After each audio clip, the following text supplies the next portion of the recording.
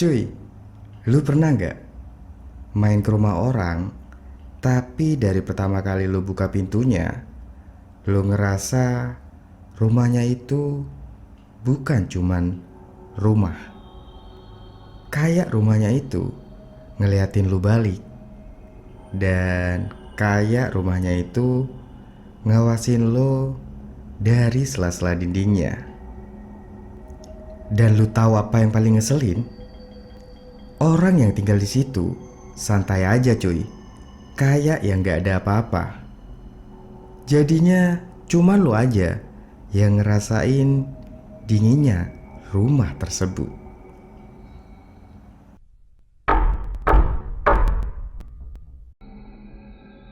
Nah, kali ini cuy, gue ada cerita soal satu rumah yang kalau lu taruh HP di meja rumah itu, HP lu itu bakalan scroll-scroll sendiri, bahkan sampai ngechat random di messenger lu.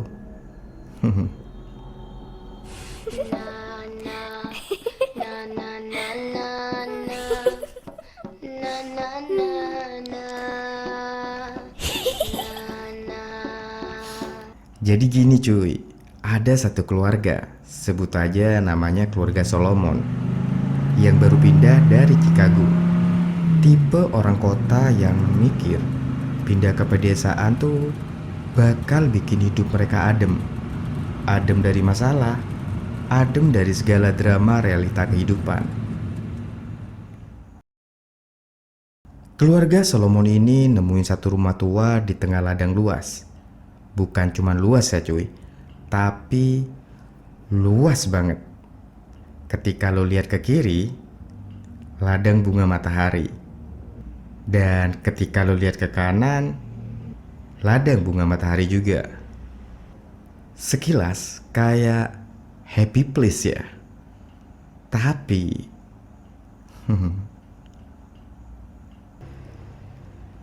anak pertama dari keluarga Solomon itu anak remaja putri, ya sebut aja namanya Jess. Jess turun dari mobil dan kemudian ngeliat ke jendela rumah.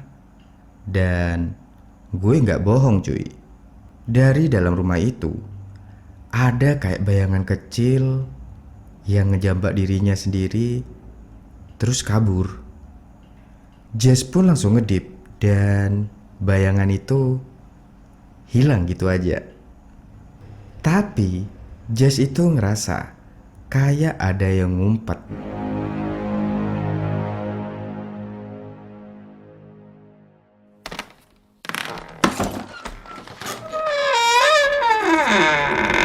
Rumah itu udah lama kosong cuy.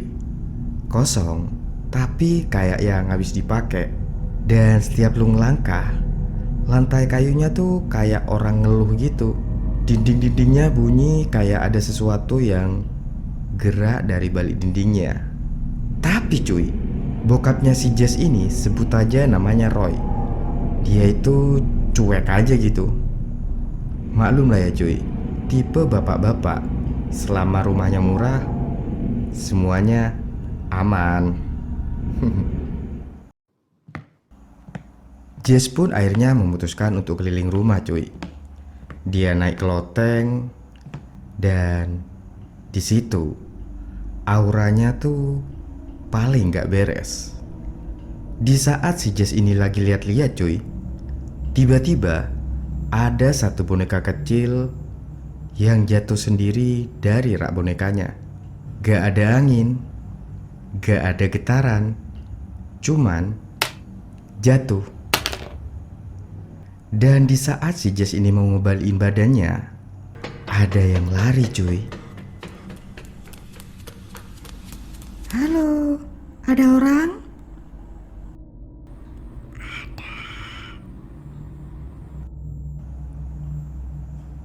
Ada suara yang menjawab pertanyaan Jess. Suaranya kecil banget. Bukan suara anak-anak, bukan juga suara manusia. Akhirnya keluarga Solomon itu ngerasain malam pertama di rumah barunya, yang biasanya ribut ya. Rumah itu kayak yang nguji keluarga Solomon. ngeluarin bunyi-bunyi. Tapi bukan bunyi rumah baru. Tapi ini lebih kayak suara protes. Jam 2 dini hari, Jess itu kebangun cuy. Dia ngedenger ada suara kayak tangan anak kecil yang ngetok jendelanya dari luar.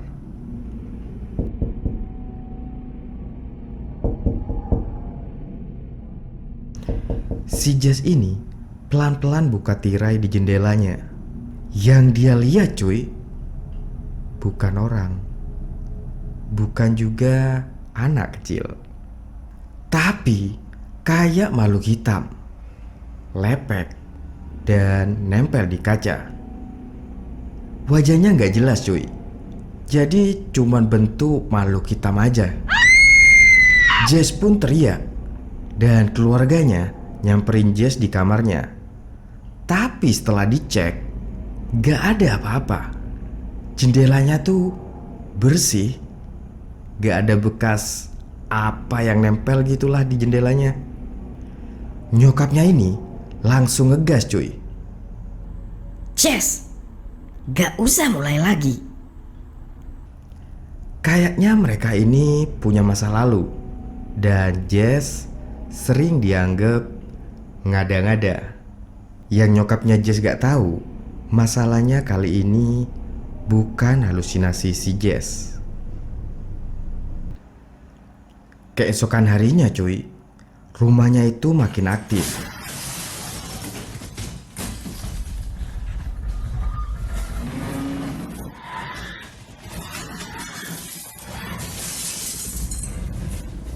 Pintu kebuka sendiri, ada bayangan lewat, dan beberapa kali kedengeran suara nangis dari lantai atas. Dan yang paling sering muncul cuy, sosok keluarga, ibu, anak, yang gerakannya itu patah-patah, kayak rekaman rusak dari masa lalu. Jess saat itu ngeliat semuanya cuy. Ben, adiknya si Jess, juga ngeliat. Tapi si Ben ini masih belum bisa ngomong cuy. Si Ben ini cuman ngarahin jarinya ke sudut-sudut rumah sambil gemeteran. Yang bikin merinding, ketika Ben nunjuk satu titik, di situ bakal muncul sosoknya cuy. Kadang di langit-langit, kadang di belakang pintu, dan kadang berdiri ngebengkokin kepalanya ngadep lo.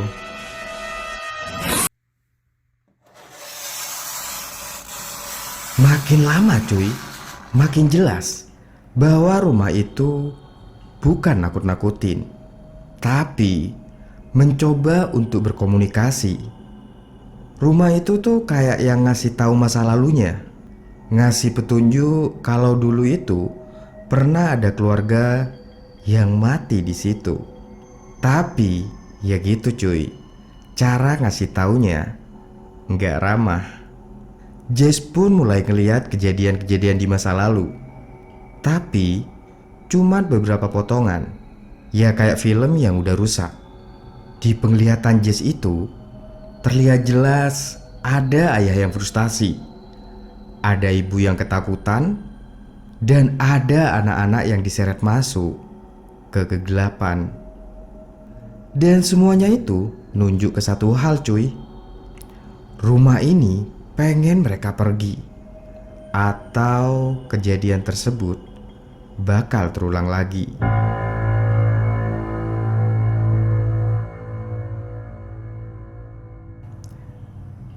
Jadi gitu cuy, kalau lo masuk rumah baru dan lo ngedenger ada suara ketokan dari dalam, belum tentu itu tikus. Kadang itu rumah cuma pengen ngasih tahu apa yang mereka pernah alamin. Tapi caranya ya gitu deh, gak ramah banget.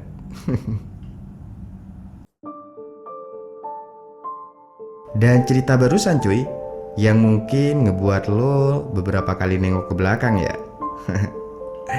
Itu tadi cerita dari film The Messengers tahun 2007. Buat lo yang udah nonton filmnya, komen-komen di kolom komentar ya. Dan buat lo yang belum nonton, mungkin sebelum lo pindah rumah, lo wajib nonton film ini. Sebelum berpisah, jangan lupa like dan share video ini. Dan jangan lupa juga klik tombol subscribe dan lonceng notifikasinya agar tidak ketinggalan video-video selanjutnya. Gue Mo, see you next time and peace out.